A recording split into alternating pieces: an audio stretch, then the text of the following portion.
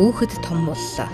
Саяхан л гэр бүлийн бүх гишүүдийн анхаарлын төвд хамгийн чухал хүн байсан бол одоо айл гэрийн амьдралын заримд нь гар бие оролцдог, бие даасан амьдралд суралцж байгаа бяцхан иргэн болсон байна. Хувцаан зөв буруу ч өөрөө өмсчгөн өөрт таарч төгөрсөн ажилд хэн нэгний тусалцаагүй оролцсон. Ээж ихчтэй аяг шанаг цэвэрлэх, санал ширээ нааш цааш болгоход дүмгхөөн тусалчихна. Ер нь л юм бүгдэд хамт оролцох дүүрэн хүсэлтэй нэгэн болсон байна. Сайн байцгаана уу эрхэм эцэг эхчүүдээ. Инхри бяцхан өрсийн тань инээдхөр гэр дүрэн гэрэл гэгээ мэт тасарсан танаа гэр бүлдээ дахин уулзж байгаадаа би маш их баяртай байна. Гэр бүлд бага насны хүүхдийн хөгжлийг дэмжих, эцэг эхчүүдэд зориулсан гарын авлага, цуврал зөвлөмжийнхаа урдах 3 дугаараар бид 3 хүртэлх насны хүүхдийн хөгжлийн онцлог, тэдгээрийг эцэг эхчүүд гэр бүлийн гишүүд хэрхэн дэмжих талаар зөвлөж байсан. Харин одоо үзүүлэх 3 цувралаараа бид хүүхдийг сургуульд бэлгэхтэй холбогдуулан 3-аас 6 хүртэлх настай хүүхдийн хөгжлийн онцлог, тэдгээрийг хэрхэн дэмжихийг зөвлөхөөр бэлдсэн байгаа. Энэ зөвлөмжөнд одоо анхаарлаа хандуулна. Хүүхэд тань өдрөөс өдөрт өсөн төрнөж, уламл ийдүүтэй хөөрхөн болж, элдвийг сонирхон, энд тэндгүй шулганан гүйж, нэг үеийн бодвол биеийн дааж хэлж байна. Эцэг их гэр бүлийнхэн бид өсөн төрнөж байгаа бяцхан үрсийнхээ бие бэлдэр, оюун ухаан, нийгэмшгэн хөгжилд анхаарч, хүүхдийн хөгжлийг зөв чиглүүлэх, дэмжих шинэ үе шат эхэлж байна. Энэ бас л хариуцлагатай ажлаа.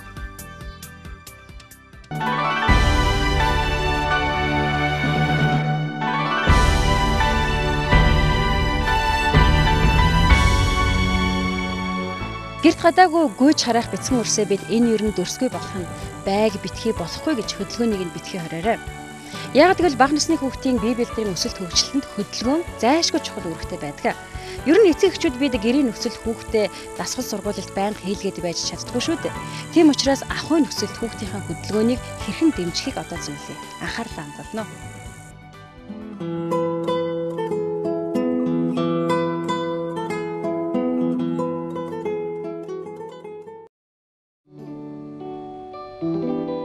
Ээж аав, эмээ өвөө, эх чахын гар дамжсаар нэг л өдөр бие даан тоглож сууга энэ хүүг ган хүлэг гэдгээ. Одоо 4 настай.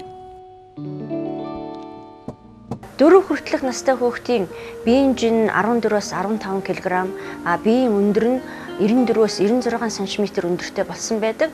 За хүүхдийнхээ өндрийг бол улиралд буюу одоо хагас жилд энэ нэг удаа тодорхойлоод үнэлэлт өгч явах хэрэгтэй. Хүүхдийн өсөлтөнд хоол тэжээл, хөдөлгөөн, өвчлөл, цаг уурын нөлөө, сэтгэл санааны байдал зэрэг олон хүчин зүйл нөлөөлдөг. Дээр хүчин зүйлсийн аль нэг нь хүүхдийн биед сөргөөр нөлөөлвөл хүүхдийн өсөлт удаашрдаг. Бие бэлтрийн хөгжил нь бүрэн гүйцэд хөгжиж төлөвшөөгүй хүүхэд хүнд хүчээр ажил хийснээр өсөлт нь удааширч давжаа биетэй болдог. Тиймээс эцэг их гэр бүлийнхэн та бүгд хүүхдийнхээ өсөлтийг ажиглаж, хэвийн өсөх боломжийг бүрдүүлж, аливаа өвчлөлөөс урьдчилан сэргийлж, уурга шим тэжээлтэй хоол хүнс, амин дэм өгч, сэтгэл санааг нь тайван байлгах хэрэгтэй. Эрэгтэй хүүхэд бол тэр хөдөлгөөн ихтэй том хүүхдүүдтэй энэ үеийн юм шиг тоглож ер нь хараагаад явж байна. Юмыг бол би хийгээд ер нь юмд итгэвтэй ер нь сэргийлэн талдаа да. Энэ насны хүүхэд хамтран тоглох, аливааг одоо сурах, амжилт гаргах ийм одоо ирмэлзэлтэй байдаг учраас энэ дээр нь тулгуурлаад хүүхдийг бас чиглүүлэх, дэмжиж, зааж зөвлөх нь бол илүү үр дүнтэй байдаг. Тоглоом бол зугаа биш. Хүүхдийг хөгжүүлэх хөгжлийн арга хэрэгсэл учраас та аль болох хүүхдийн бие бэлтрийн хөгжлийг дэмжсэн тоглоомоор тоглуулаарай. Жишээлбэл алхах, гүйх, үсрэх, харайх, бөмбөг шидэх, өшөөлөх зэрэг нь хүүхдийн том булчингийн хөгжлийг дэмжиж, энэ нь хүүхэд тэнцвэрээ олж хадгалж сурахад нь тустай байдаг. Харин шагаагаар тоглоход атгах, барих, шидэх, няслах зэрэг гарын нарийн үйлдэлүүд байн хийгддэг болохоор хүүхдийн гарын жижиг булчин хөгждөг. 3-аас 4 настай хүүхдийн бие бэлтрийн хөгжлийн онцлог. Хөлөө солбож алах нь, ухарчгүй нь, 2 хөл дээр ээлжлэн өсрөн, байрнаас уртад харайна, ор, сандал зэрэг өндөр зүйл рүү авирна, бууна. Гар хурууны нарийн үйлдэл сайн хийн. Таны хүүхэд эдгээр хөдөлгөөнийг чөлөөтэй хийж чадаж байвал хүүхдийн тань өсөлт хөдөлгөөний эвсэл нь хэвийн сайн байна гэсэн үг. Харин та хүүхдийн хөдөлгөөнийг ажиглаж, зөв сууж, зөв алхаж байгаа эсхийг анхаарч, хэрвээ буруу байвал засаж, зөв алхаж сууж сурахад нь туслаарай. Та хүүхдийнхээ бие бэлдрийн хөгжлийг дэмжээрэй. Хөөцөлдөж тоглох, уралдах зэргээр алхах, гүйх хөдөлгөөнийг нь дэмжих. Биеийн тамирын дасгалыг тогтмол хийлгэх. Баримлын шавраар дүрс хийлгэж, гарын жижиг булчинг нь хөгжүүлэх зэргээр хүүхдийнхээ бие бэлдрийн хөгжлийг дэмжээрэй. Хүүхдүүд гүйж харайж үсэрч наадан тоглохдоо унаж бэртгэвэ гэж бодлогогүй хөгжилтэй байвал тоглож л байг. Тиймээс эцэг эх гэр бүлийнхэн хүүхдийн тоглох орчин талбайг цэвэр аюулгүй байлгаж, ямар тоглоомоор яаж тоглохын зааж өгөөрэй.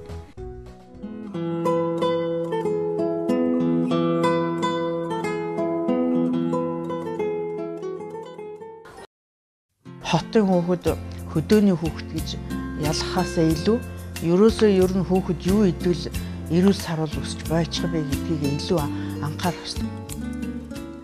Хүүхэд өөрт хэрэгтэй шим тэжээл, амин дэмийг хоол хүнснээс авдаг болохоор хүүхдийн өсөлтөнд хоол хүнс тун чухал юм.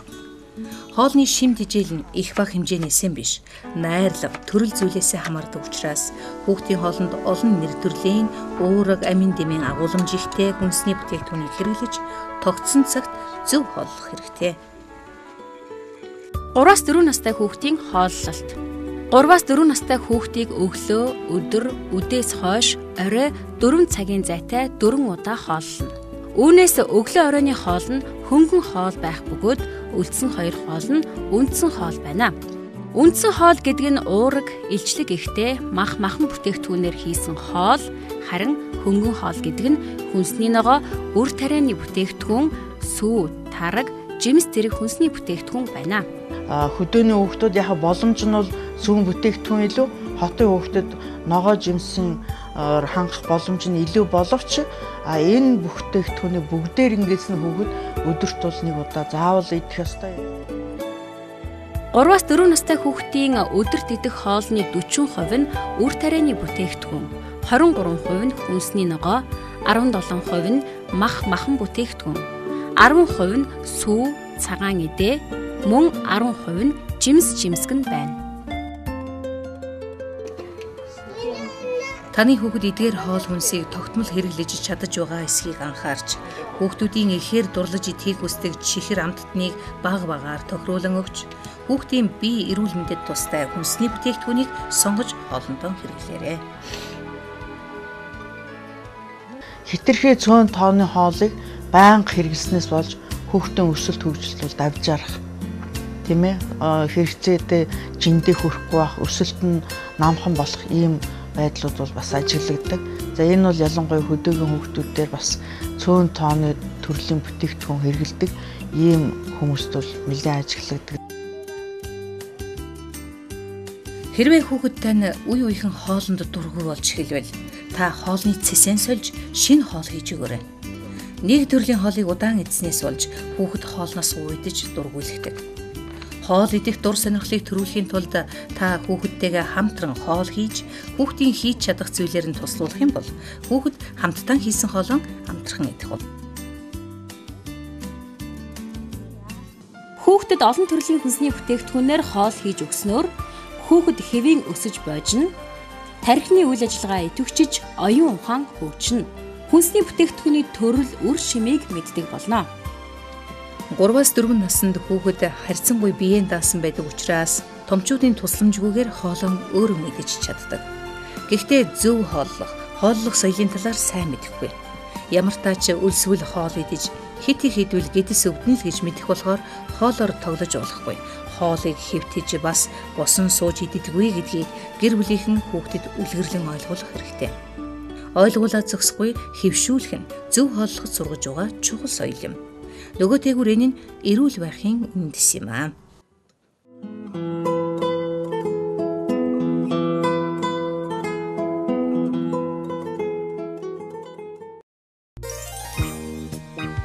Хүүхдийн орчин тойронд цэвэр цэмцгэр байх нь хүүхэд эрүүл чирэг өсөх бас нэгэн чухал үзүүлэлт юм. Орчин тойронд цэвэрхэн байхаас гадна хүүхэд өөрөө цэвэрч нямбай байж сурах хэрэгтэй. Аливаа зүйлд багаасаа цэвэрч нямбай хандаад сурчвал сургуульд ороод мөн том болсон хойноч биеийн зөв авч явахад нь тустай. Хувцаанд цэвэрхэн өмсөж бусадтай хувцаас олихгүй байх. Гаднаас гэрт орохдоо гудлаа арчих. Хоол идсний дараа аяг тавгаа хураах зэрэг өдөр тутмын байнга давтагддаг амьдралын үйл явцаас та хүүхэдтэй цэвэр байхын ач холбогдлыг ойлгуулж болох юм аа.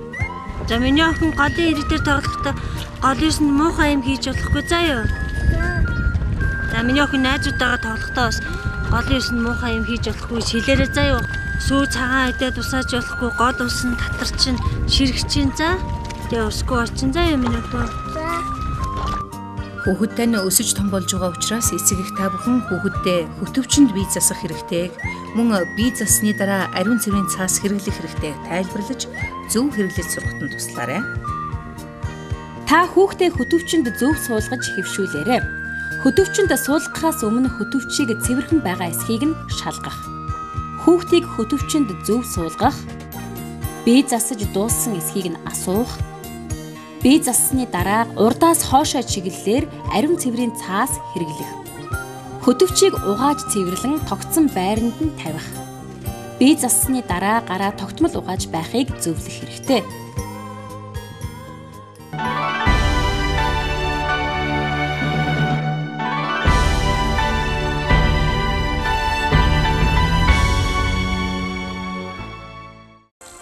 Бүхэл зүйлд бие гэж хандах энэ бяцхан иргэнд бас мэдэхгүй чадахгүй зүйл их тохиолддог. Анх харсан үзсэн сонссон болгоныгоо яагаад гэж асуудаг энэ насыг судлаачид яагаадах нас гэж нэрлсэн байдаг. Ер нь хүүхдийн оюун ухааныг зөвхөн багш сургууль өмгөжүүлэгчдэл хөгжүүлнэ гэж та боддгоо. Тэгвэл энэ нь бас тийм биш юм аа. Тэгвэл өдөр тутмын амьдралаас хүүхдэд хамгийн ойр байдаг тоглоомноос, үлгэрээс, аливаа юмны шинж чанар, тоо тоолол зэрэг оюун ухааныг нь хөгжүүлэх, дэмжих олон арга байдаг байна. Одоо энэ талаар зөвлөё. Хүүхдийн оюун ухааны хөгжлийн шин буюу дэвшилтэт үе 4 наснаас эхэлдэг. Учир нь энэ наснд хүүхдүүд харьцуулах, жиших, төрөлжүүлэн бүлэглэх зэрэг сэтгэхүйн үйлдэлийг хийж эхэлдэг. Жишээлбэл миний бөмбөг уулаа, харин чинийх цэнхэр. Миний аяг аавын аягнаас жижиг гэх зэргээр нэг нэр төрлийн өөр өнгө хэмжээтэй зүйлийг харьцуулж ялгаж чаддаг. Төсөөлөн бодох чадвар нь сайжирч, зурах, шавраар дүрс бүтээгтэн эд юмсын хэлбэрийг ерөнхийд нь зөв гаргах боловч тодорхой хэсэг нарийн зүйлүүдийг дүрсэлж чаддаггүй. Энэ нь хүүхдийн сэтгэхгүй оюун ухааны хөгжлийн онцлогтой холбоотой бөгөөд үүнд эцэг их гэр бүлийнхний дэмжлэг тусалцаа тун чухал. 3-4 настай хүүхдийн оюун ухааны хөгжлийн онцлог. Эд юмсын ижил ба ялгаатай талыг хэлнэ. Эд юмсын урт богино өндөр намыг ялгана. 10 хүртэл цээжээр тоолно. Өвөл хүйтэн, зун дулаан зэрэг цаг агарын өөрчлөлтийг мэднэ. Ажил мэргэжлийн онцлог харуулсан дүрд хувирн тоглоно.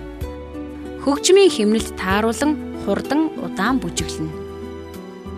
Таны хүүхэд эдгээр ойлголтыг эцэг их жах, эмээ өвөө гэд гэр бүлийнхнийхээ тусламжтайгаар олж мэдэх учраас та хүүхэддээ зав гарган тэдний асуусан асуултанд төвшээлгүй хариулж аливаа зүйлийн учир холбогдлыг тайлбарлан ярилцаж байгаарай. Сургуулийн өмнөх насны хүүхдийн хувьд томчууд зориуд тоо зааж өгөх, бичиг үсгийг таниулах, шинээр дуу шүлэг заах явдал бол ач холбогдолтой. Учир нь энэ насны хүүхэд бас өөрийнх нь амьдралын туршлага, мэдлэг их хомс байгаа учраас насан туршид ингээд зориудаар зааж сургасан зүйлийг энэ насны хүүхэд бол хизээч мартдаггүй. Энийг тэгээ байнга дадлагжуулаад, асуугаад хэлээд байх юм бол хүүхдийн мэдлэг орчин тойрны талаарх энгийн мэдлэг төсөөлөл улам өргөжнө. Та хүүхдийнхээ оюун ухаан танин мэдхэн хөгжлийг дэмжээрэй. Эд юмсын өнгө, хэлбэр, дүрс, хэмжээ зэрэг шин чанарын талаар асууж ярилцах. Хажууд, дэргэд, ойролцоо зэрэг байршил заасан үгийн ялгааг тайлбарлах. Эд юмсыг тоолж нэрлэж сурахад нь туслах. Сэтгэн бодох чадварыг нь хөгжүүлэх тоглоомоор тоглоулах. Зураг зурж, будах дэвтэр харандааг нь бэлтгэж өгөх хэрэгтэй. Хүүхдийн оюун ухаан танин мэдхүйг заавал ном дэвтэр гэлгүй хүүхдийнхээ тоглодог тоглоом, сонсох дуртай үлгэрээр нь танин мэдүүлж дэмжиж болно.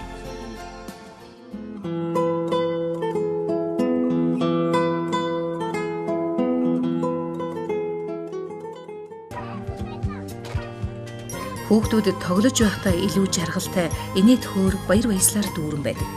Ялангуяа 3-4 наснд хүүхдүүд эд тоглож наадан, идэвхтэй хөдөлж байдаг нас учраас та хүүхдийгээ тоглох хүслийг хязгаарлах хэрэггүй. Зарим эцэг эхчүүд хүүхдэд тоглосоор байгаад ирэх болчихно гэж болгоомжиж байгаа бол буруу. Хүүхдэд тоглож байхдаа л аливаа эд зүйлс юмс үзэгдэлтэй танилцахын зэрэгцээ, бусад хүүхдүүдтэй харилцаж, оюун ухаан нийгэмшигэн хөгжлөн бие бэлтрийн хөгжилтэй нэгэн зэрэг цогцоор хөгжиж байдаг. 4-5 нас хүрээд ирэхлээр хүүхэд энэ ганцаараа тоглож байсан энэ байдлаасаа бас ангиж ирж хэсэг бүлэг хүүхдүүдтэйгээ тоглохоо хашаа болон цэцэрлэгт явж байгаа хүүхдүүдийн хувьд үеийнхаа багцуултаа тоглох зэргээр тоглож байгаа хүүхдүүдийн тоо нэмэгддэг бас ийм онцлог бий. Энэ наснд хүүхэд орчин тойрон дэх бүхий л зүйлээ таньж мэдэх гэж оролдох бөгөөд энэ бүхний хариултыг томчууд гэхээсээ илүүтэй тоглоом тэдэнд өгч байдаг.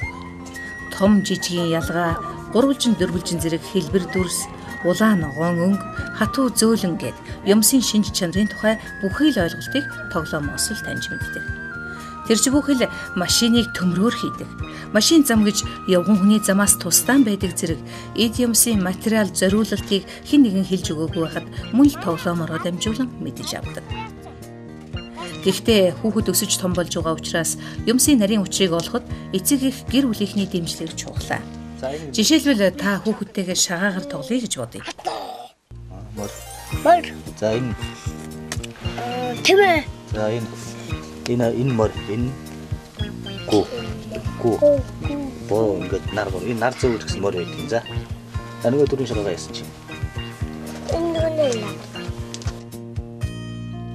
Энэ мэдчлэн та хүүхэдтэй тоо тоолол хэлбэр дүрсний тухай ойлголтыг тоглох явцдаа зааж өгч хүүхдийнхээ оюун ухаан танин мэдхэн хөгжлийг дэмжих боломжтой юм аа. Бага насны хүүхдийн хувьд тархины үйл ажиллагааг аваад үзэхэд хөөрхөн саатлаасаа илүү давж байдаг учраас ээж аав нарын ойр дотны хүмүүсийн сайн байна, болж байна, уухастай их сайн хүүхэд байна гэсэн энэ эерэг сайхан урамшууллын үг нь хүүхдэд маш амархан тусаж хүүхэд тэр хэрээр их баясаж тэр хэрээр хүүхэд одоо шинэ зүйл сурах хүсэл эрмэлзэл нэмэгддэг. Хүүхдүүд аливаа зүйлийг сэтгэн бодож төсөөлөхдөө насан туршидын байр сууриас биш өөрийн санаж бодсноор хийж бүтээдэг. Мөн хүүхэд дуртай зүйлээ хийж байхдаа хэдий хэр цаг хугацаа өнгөрснийг ч анзаардаггүй бөгөөд хийсэн бүтээлээсээ маш их сэтгэлийн таашаал авдаг. Тиймээс эцэг их гэр бүлийнхэн хүүхдийг дуртай зүйлээ хийж бүтээх боломжийг бүрдүүлж анхаарлыг сарниулахгүй байхыг зөвлөж байна.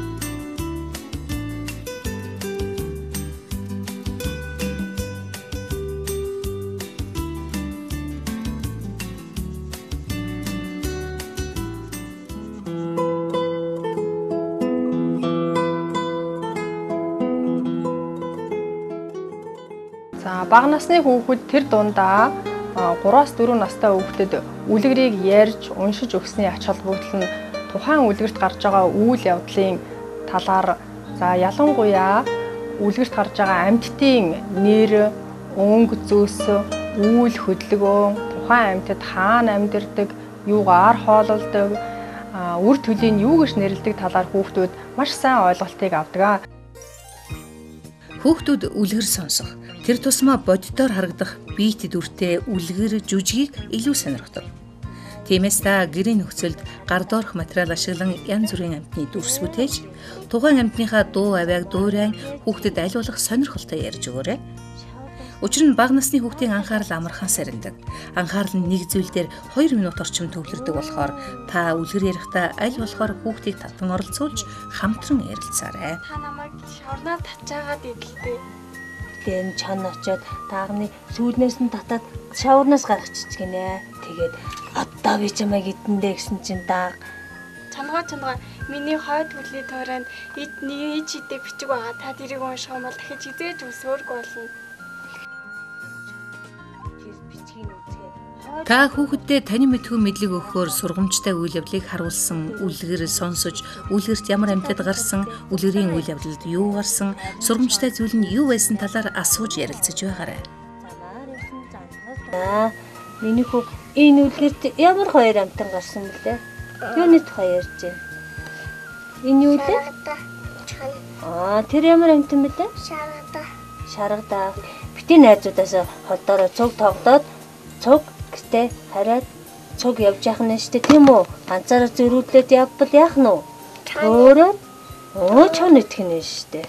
3 4 наснд үлгэр нь аль болохоор давтамж ихтэй, энгийн, үйл явдал нь ойлгомжтой ийм үлгэр байвал хүүхдэд илүү сонирхолтой байх болно. Жишээлбэл бид багасаа сонсож өссөн өнгөрөөш үлгэрийг одоо ч хүүхдүүд амтрахан сонссон хэвээрээ л байгаа. Өнгөрөөш үлгэрийн үйл явдал нь дахин давтагдж байгаа юм шиг хэрнээ. Өнгөрөөштэй тааралдж байгаа амьтад маань байнга солигдож янз янзын дүр, үйл хөдөлгөөн, дуу аваа гаргаж байгаа нь хүүхдүүдэд үнэхээр сонирхолтой байдаг.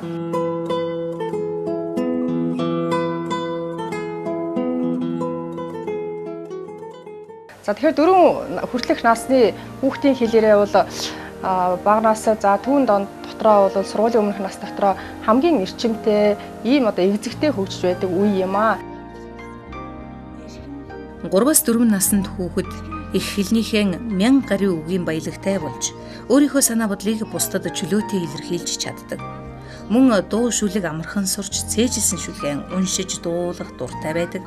Тиймээс хүүхдэд богино хэмжээний дуу шүлгийг зааж өгснөөр хэл ярианы хөгжлийг дэмжихээс гадна ой тогтоолтын сайжруулах давуу талтай юм аа. Хүүхдэд тохиолддог хэд хэдэн авийн дуудлагын онцлог за жишээлбэл энэ дээр одоо ир аваа, ил аваа, дэ, тэ гэх мэтчлэн сигсэн буюу шуугсан авааг сольж хэлэх ийм онцлог бол маш их илэрдэг. Энэ онцлог бол аажимдаа хүүхдийн хэлээрээ хөгжихийн хэрээр тэдний одоо нас ахих тусам 5 6 насны үед бол аажимдаа засагддаг ийм онцлогтой юм. Гагцхүү энэ онцлогийг бид зөв одоо засан залруулж зөв сургах сургалт хүмүүжлийн үйл ажиллагаа явуулсан дээр энэ бол энгийн хэвийн хэл ярианд одоо аажимдаа орох үндсэн нөхцөлийг бүрдүүлж чаднаа. 3-4 настай хүүхдийн хэл ярианы хөгжлийн онцлог. Сам, саам, цас, цаас гэх мэт урт богино иршгийг ялгаж дуудана. Бусадтай ярихдаа дуртай байна. Айсан, баярлсан ярианы өнгө аясыг ялгана. Үлгэрийн номны зургийг хараад утгаар нь ярина. Богино хэмжээний дуу шүлгийг цээжээр уншина, дуулна. Миний найзууд сайдсан шууд минь баярлагдаа. Өдөр бүр өглөө бацаа тоцын өмнө шүдэлүүгана. Ирөө шууд бацаахан гээд эмчлэр битэн зөлтөгчөө чих баг дээрээ шүдэл хайрлаарай. Та хүүхдийнхээ хэл ярианы хөгжлийг дэмжээрэй. Ойролцоо дуудлагатай үгийн ялгааг тайлбарлах. Буруу дуудаж байгаа үгийг нь засаж хэлэх. Зөөрөг, сургаал үг цээжлүүлэн утгыг нь тайлбарлах. Үйл явдал харуулсан цуврал зургаар өгүүлбэр зохиолгох. Хүүхдийн насанд тохирсон дуу шүлэг зааж цээжлүүлж байгаарай. Юуны өмнө юун тухай шүлэг байна вэ гэдэг утга санааг нь тайлбарлаж өгөх юм бол хүүхэд тэр шүлгийг цээжлэх маш их сонирхолтой болно. Энэ шүлгэнд ямар зүйлийн тухай өгүүлж байгаа юм бэ? Ямар амьтны тухай, хинний тухай юм, найзынхын тухай юм уу, ээж аавынхын тухай юм уу гэх мэтчлэн. Мөрийн зулцаг гэдэг шүлэг за. Энэгээ дагаад хэлэрэй заяа. За. Мөрийн зулцаг дандаа. Мөрийн зулцаг дандаа. Нүрээ угаадаг байдлаа. Нүрээ угаадаг байдлаа. Ариун цэврийн үзэлээ. Ариун цэврийн үзэлээ. Адгийн дүн авдаг гин. Адгийн дүн авдаг гин. За шүлгийг цээжлүүлэхээс өмнө юуны өмнө нэгэн шүлэг маань уран зохиолын төрөл зүйл учраас ялангуяа шүлэг бол уран уншлагыг эцэг эхчүүд багш сургууль хүмүүжүүлэгчид та бүхнээс илүү их шаарддаг. Ийм учраас аль болохоор шүлгээ уран, тоод, яруу хүүхдийн сонирхлыг татхуйцаар уншиж өгөх нь хүүхдэд шүлгийг цээжлэх, замун түнчлэн ээж аавыгаа уншсны дараагаар өөрөө бие дааж унших ийм сонирхол хүсэл эрмэлзэл төрдөг байна. Яагаад ингэдгийн учрыг ярихын хэрэг юу байна? Ярихын хэрэг юу байна? Хизээ ерөн шүлсээрээ хизээ ерөн шүсээрээ. Хэрээ угааж байлаа да. Хэрээ угааж байлаа да. Энэнд тэгэхээр муур шиг шүлсээр нүрээ угааж болох нь уу? Болохгүй. Шүлсээр нүрээ угаал яах вэ? Муухай хэрнээ арахгүй болчихно. Ястаа сайн байна энэ дөө. Хүүхдийн хөгжилд дан ганц эцэг эх гэлтгүй ах эгч, эмээ өвөө, багш, сургагч гээд хүүхдийн орчинд байгаа бүхэл хүмүүс чухал үүрэгтэй. Тиймээс хүүхдийг эрдэм номтой зөв хүн болгож төлөвшүүлэхэд бүгд л гар бие оролцсон хүүхэдтэй ээлдэг нарсаг харьцаж, таньж мэдхийг хүссэн бүхий л зүйлийн талаар учирлан ойлгуулж, харилцан ярилцаж, ахмадыг хүндэлж, бусдад эвтэй найртай хандаж байхыг хэлж тайлбарлаарай.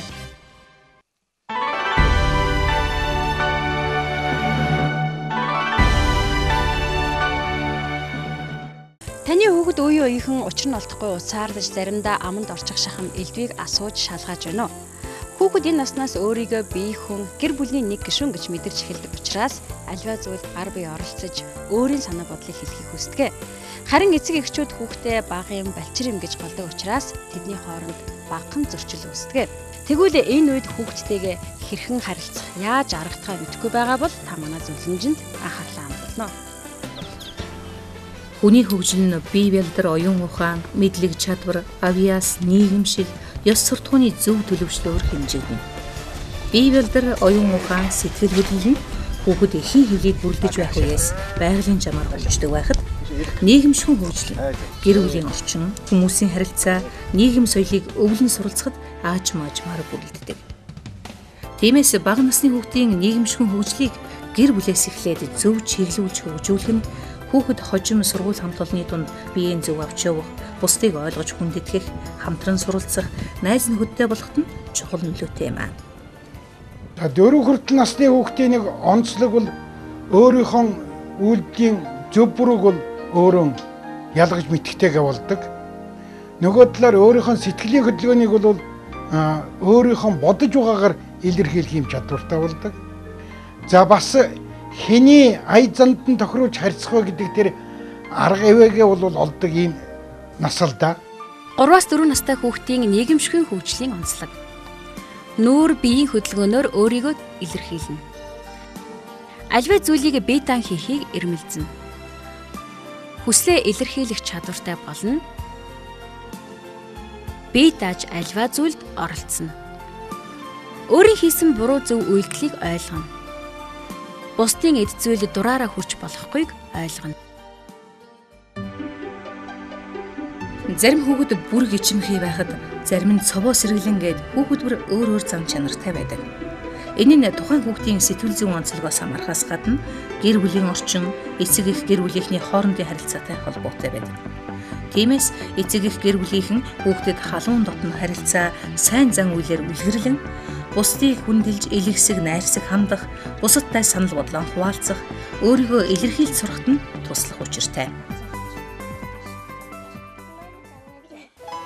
Амма хайнууд ингэдэг би отгүй дөрөөс хөрөн сар ингэдэг ээж бичаа ингэдэг амма нэг юм хайрлаа багын хим айнагул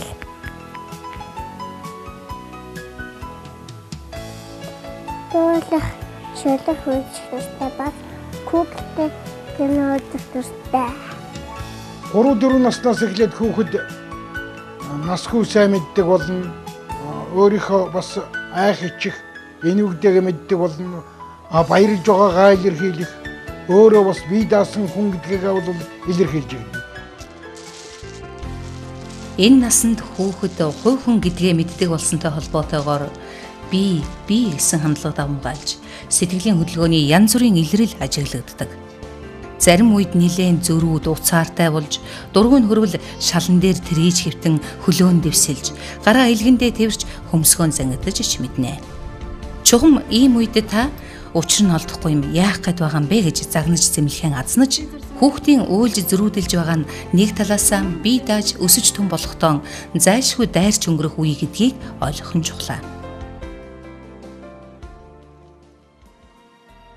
Эцэг ихэд зөвлөх нь хүүхдэд тохирсон аливаа үйлдэлийг хийхэд нь туслах, хүүхэддээ хүрээлэн байгаа орчны юмс үзэгдлийг тайлбарлах, хүүхдийнхээ хийсэн зүйлийг магтан урамшуулах, зураг зурах, тоглох нөхцөлийг нь бүрдүүлэх, хүүхдийн кино үзэх хугацааг нь тохируулах, тоглоомоо хурааж хувцас эвхэж байхыг зааж сургах, хүүхдийн хөдөлгөөнийг хорихгүй байхыг зөвлөж байна. Энэ 3-4 наснаас өмнө бол хүүхэд бол дотроо өөртөө тоглож өөртөө ярих нь их байдаг. Энэ наснд хүрээд ирэхдээ зэрэг бол найзаа сонгож эхэлдэг. Найзаа сонгохын нэг том илрэл бол найзтайгаа хамтар тоглох явдал. Хэдийгээр энэ наснаас эхлэн хүүхэд өөр бусад хүүхдүүдтэй хамтран тоглож, найзлах боловч өөрийнхөө тоглоом эд зүйлийг өмчөргөж, бусдаас харамлах, найзуудаа гайхуулах явдал байнга тохиолддог. Мөн хүүхэд өөрт нь байхгүй эсвэл өмнө нь харж байгаагүй тоглоом найзд нь байвал түүгээр нь тоглох гэсэн, өөртөө авах гэсэн хүсэл төрж, тоглоомоо булаацалдаж, хоорондоо муудалцсан найзыгаа гомдоох нь ч бий. Ийм үед эцэг эх гэр бүлийнхэн хүүхдэд найзуудтайгаа эвтээ тоглох, тоглоомоо солилцож өөрийн тоглох ээлжээ хүлээх, найзаасаа уучлал гуйх ёстойг ойлгуулж, тоглоомын дүрмтэй танилцуулах нь аливаа зүйлд дэс дараа ээлж дугаар байдаг, бусдыг сонсож хүндлэх хэрэгтэй гэсэн амьдралын зарим бичигдээгүй хуульд сургах ач холбогдолтой. Хүүхдийг нийгэмшүүлэхийн тулд бид эцэгчүүд насанд хүрэгчид бол хэд хэдэн зүйлийг их анхаарах зүйтэй юм л да. Нэгдүгээрт нь хүүхдийн нүрийг хагалж өөрөө биеэ барихгүй, гэрвчихгүй байх гэд бид дасгах учиртай. Болоокачаад хэдтэй болж байна гэж саяхан л гарч ирсэн дөрөв болж. Дөрөвтэй. Дөрөв настай юу? Насны бэх гэдэг нэг үү? За нааш ажаах нэг үнс чи. Мөр унж байгаа юу? За. Портомор унах уу? Мундаг болсон шин. Цэцэрлэг явж гин үү? Цэцэрлэгч юу заалаа миний хөө татаас дээр шүлэг уншаадагч. За юу тэгээд. За. Овсон дагуу сургадаг та. Жи дугдаг та. Жичхэн хоорхон болж. Бүхнийг таньж мэдэх гэсэн хүүхдийнхээ хүсэл эрмэлзлийг хүндэтгэж, тэднийхээ хөгжлийг бүхэл талаас нь дэмжиж туслах эрхэм бөгөөд хариуцлагатай өөрөг хүлээсэн эрхэм эцэг эхчүүд та бүхэнд манай цуврал зөвлөмжүүд тусдсан болж бидний хойч ирээдүй болсон бяцхан иргэд маань сайн хүмүүс болж хүмүүжих нь бидний гол зорилго юм а. Манай цуврал зөвлөмжөнд анхаарлаа хандуулсан эцэг эхчүүд та бүхэндээ баярлалаа. Танай гэр бүл инээд хөр аз жаргал хамгийн сайн сайхан бүхнийг хүсье. Гэр бүлд бага насны хүүхдийн хөгжлийг дэмжих эцэг эхчүүдэд зориулсан цуврал зөвлөмжийн 4-р хэсэг өндөрлөж байна. Бидний бэлтгэсэн энэхүү зөвлөмж танай гэр бүлийн хамгийн эрхэм бас хөөрдөм гишүүнээ эрдэм мэдлэгтэй ээж авдаа тустай сайн хүн болгож хүмүүжүүлэхэд тусдсан болно гэж итгэж байна. Айл гэрт баяр баясгал нэмсэн бяцхан хүүхдүүдийнхээ сайн сайхны төлөө бүхнээ зориулж байгаа эцэг эх гэр бүлийнхэн та бүхэнд аз жаргал хүсье.